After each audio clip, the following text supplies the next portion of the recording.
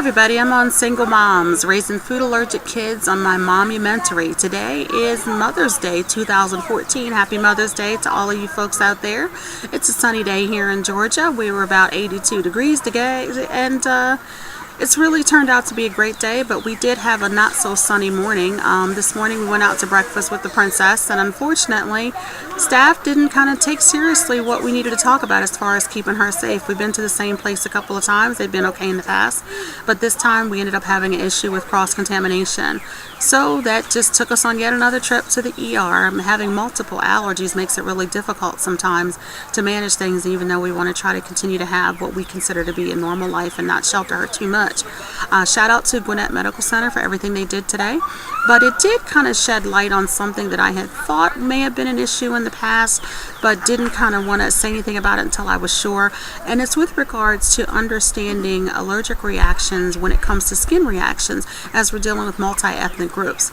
The nurses were absolutely fabulous, the doctors were fabulous, but I did notice that the white staff seemed to take a little bit longer in recognizing some of the skin symptoms with regards to my daughter than the African American staff.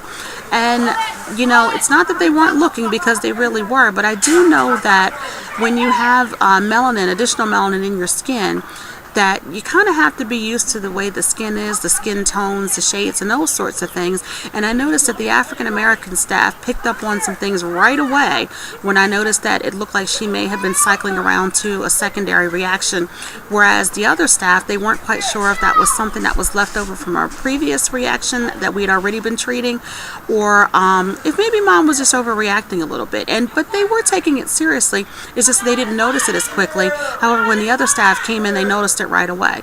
So that's one of the things we want to talk about, thinking about looking a little bit deeper when we're dealing with food allergic disease, so that we can notice the symptoms earlier and that they don't end up cycling through the bloodstream even faster because we're not paying as much attention. It was a teachable moment for everybody, for myself as well as the staff there. Everybody was really receptive and things turned out well, but it is something to think about.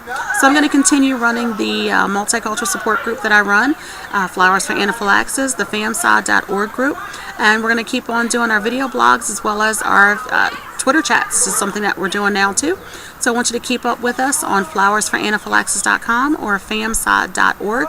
And everybody's splashing, where everybody's in the pool hanging out. So it's a great day. Things turned out well. And we'll see you next time.